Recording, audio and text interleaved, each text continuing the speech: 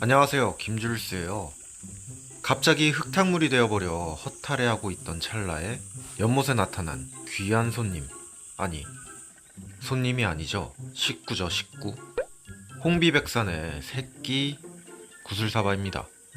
댓글에 작년에 치어가 이렇게 빨리 클 수가 있냐, 다른 물고기 아니냐, 또는 누군가가 몰래 넣어둔 물고기가 아니냐, 이런 글들이 많았는데요. 결론만 말하면 아닙니다. 얘는 확실하게 홍비백산의 새끼예요. 그 이유는 이제 나옵니다. 자, 홍비백산을 발견하고 집에 갔다가 다시 연못에 들렀는데 물이 더 더러워졌어요. 이게 도대체 무슨 일인지 감이 안 옵니다. 지금 손을 부들부들 떨고 있는데 어떻게 더 더러워졌지? 아니, 이게 엣지를 둘러놨는데 왜 물이 일로 다 들어갈까요? 참나.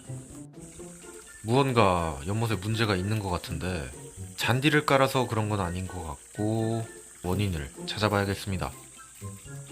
뭐 흙탕물이 되었다고 해서 나쁜 건 아니고 오히려 돌들에 깔려있는 저 조류들을 자라지 못하게 빛을 막아주는 효과는 있을 것 같습니다. 근데 보기가 안 좋으니까 처리는 해야겠죠. 자, 그 전에 오늘은 새로운 식구들이 도착을 했습니다. 얘네들 뭔지 대충 감이 오시죠?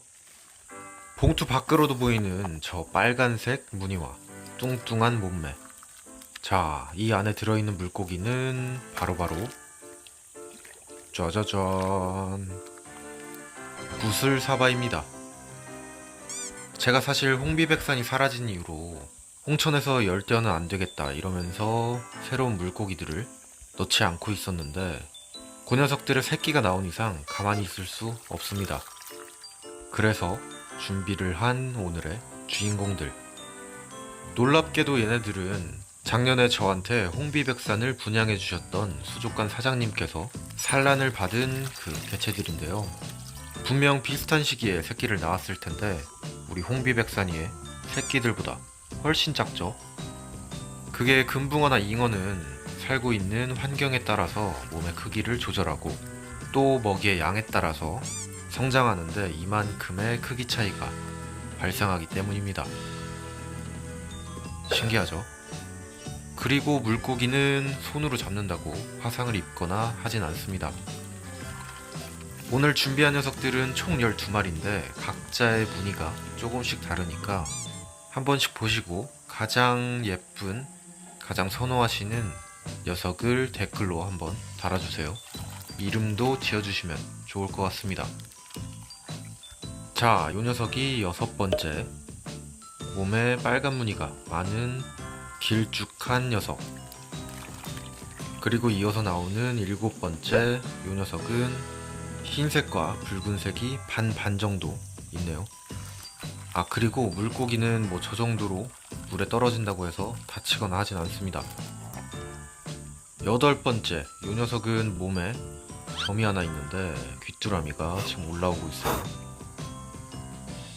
자, 몸에 점이 있는 요 녀석. 잘 가라. 거의 다 끝나갑니다. 9번째, 오, 얘는 머리에만 점이 있네요. 제가 좋아하는 타입입니다. 이 녀석들은 홍비백산의 새끼들하고도 번식을 하면서 근친교배도 막아줄 겁니다. 자, 10번째, 몸의 60% 정도가 무늬가 있고 좌우가 거의 비슷한 요 녀석. 너도 잘 가라. 자, 2마리 남았습니다. 11번째, 무늬가 한 40% 정도 있는 요 녀석. 체형이 엄청 짤막하네요. 요 녀석 11번째.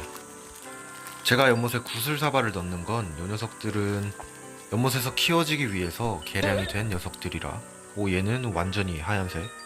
연못용으로 개량된 녀석들이라 헤엄치는 게 굉장히 빠르고 비단잉어와의 먹이 경쟁에서도 밀리지가 않는 녀석들입니다.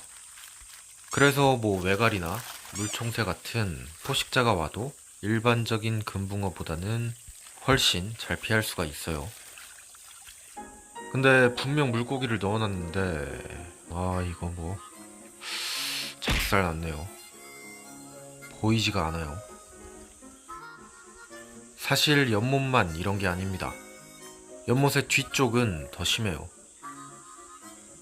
저쪽 말고 반대편. 그러니까 클럽하우스 쪽으로 내려가는 비탈면. 와, 작살났죠? 여기는 제가 물기를 잡아둔 곳인데 한 50cm 정도 고랑이 파였습니다. 원인이 뭘까요? 연못 부지를 하루 종일 돌다가 전혀 생각도 못한 이곳에서 원인을 발견했습니다. 이곳은 작년에 깔아둔 유공관이 있던 곳인데요. 언제부터였는지 모르겠지만 이쪽이 흙으로 배출구가 완전히 막혀 있었더라고요. 그래서 저기 지금 우측에 보이는 유공관이 완전히 물에 잠길 정도로 물이 배출이 안 되고 있었습니다. 와, 제가 물기를 뚫어놨는데 진짜 물량이 어마어마하죠.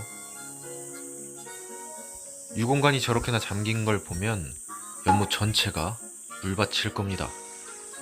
와, 진짜 어마어마하게 나와요.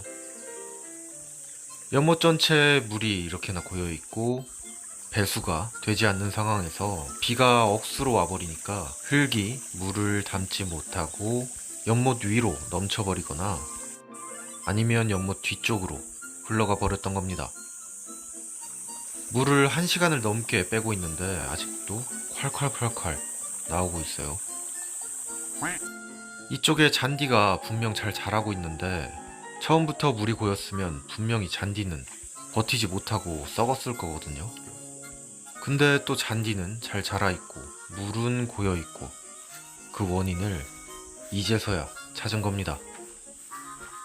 와, 물이 이 정도인데 연못으로 넘친 물이 유입되는 건 당연한 거였겠죠. 한 2시간쯤 물을 뺐나? 아직도 그래도 물은 나옵니다. 와, 그래도 연못 덕분에 이걸 발견한 거지. 발견 못했으면 부지 전체가 썩어 들어갈 뻔했어요. 진짜 천만다행입니다. 연못도 다시 한번 이렇게 물을 빼고 물고기들의 타격이 안 가는 선에서 환수를 진행할 거고요. 아래쪽 비탈면은 보온 덮개를 깔아두고 더 이상 골이 파이는 걸 방지할 겁니다. 이렇게 해두면 앞으로 몇 차례 남은 큰 비가 와도 괜찮을 것 같아요. 밍밍해져 버리는 겨울을 대비해서 바브도 쭈루루룩 심어놨고 계곡 옆에도 바브를 심어놨으니까 겨울이 돼도 작년처럼 횡하던 연못의 모습은 없어질 겁니다. 이쪽에는 장마가 지나고 다시 한번 만져야겠죠. 그나마 또 다행인 건 제가 틈틈이 심어놨던 하도 재미가 없다고 해서 영상은 올리지 않았던 사초들은 잘 자라고 있습니다. 사초는 짧게 풀치기를 한번 해서 길이를 아예 다 잡아버렸고 옆에는 작년에 심은 은사초들 중에 살아남은 녀석들을 모아놨습니다. 여기 앞에도 통나무 시공을 해서 물이 넘치는 걸 방지하고요. 자, 다사다난한 가물치 연못의 일상, 오늘은 여기까지 보여드릴게요. 감사합니다. 김줄수였어요. 뿅.